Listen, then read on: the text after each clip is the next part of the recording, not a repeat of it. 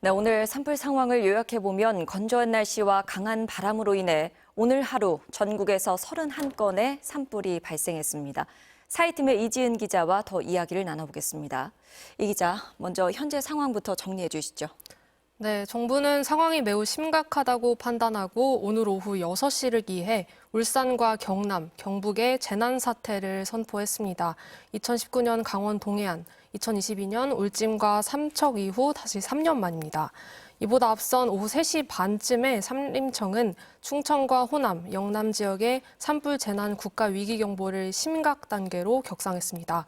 수도권과 강원도는 경계 단계로 격상했는데요. 정부가 즉시 대응 체계를 최고 수준으로 끌어올린 겁니다. 최성봉 대통령 권한대행은 총동원령을 내리고 일몰 전까지 진화를 완료하라고 긴급 지시하기도 했습니다. 이에 따라 오늘 오후 5시 반쯤엔 행안부 장관 직무대행을 본부장으로 한 중앙재난안전대책본부도 전격 가동 중입니다. 말 그대로 국가재난대응이 총력체제로 전환이 된 건데요. 어제 경남 산청에서 발생한 산불이 아직 진화가 되지 않은 상황이고 이틀 새 전국 곳곳에서 총 31곳의 산불이 발생한 데 따른 겁니다. 산불 위기경보 심각 단계가 발령된 지역에서는 소속 공무원의 4분의 1 이상과 공익근무원 2분의 1 이상을 배치해서 대기시키고 군부대 사격훈련이 자제되며 입산 통제구역이 입산 허가도 중지됩니다.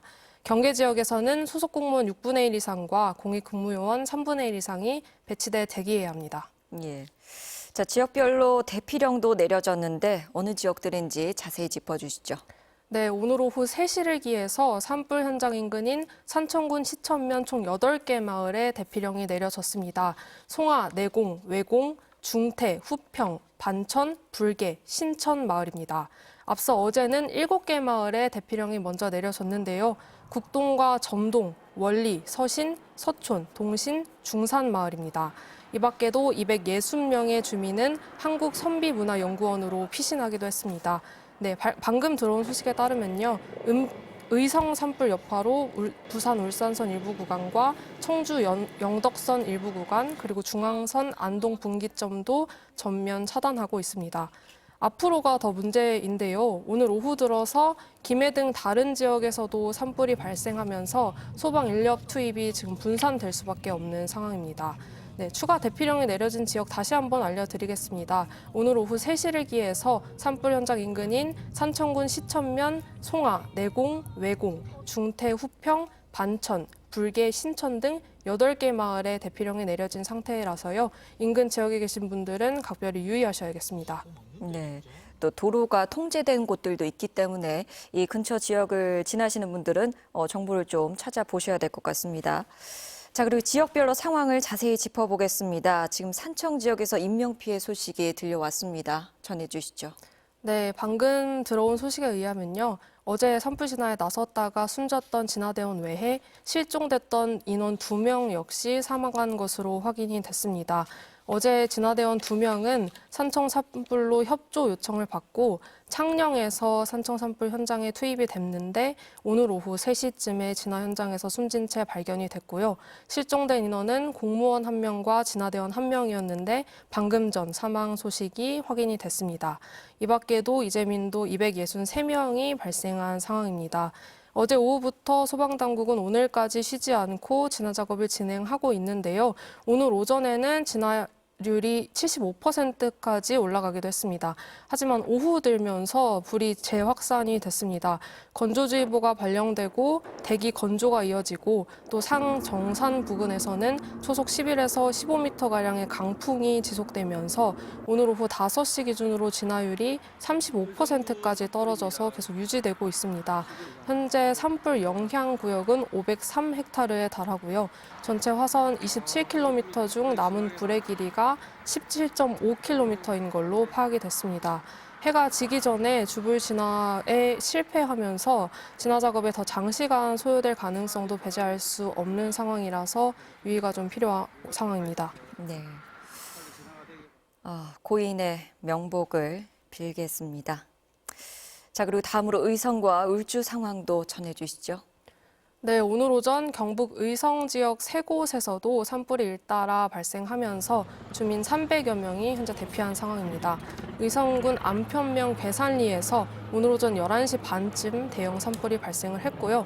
초속 5m 수준의 강한 바람을 타고 빠른 속도로 번지면서 의성 금선면, 안개면에서 원인을 알 수 없는 산불이 추가로 발생을 했습니다.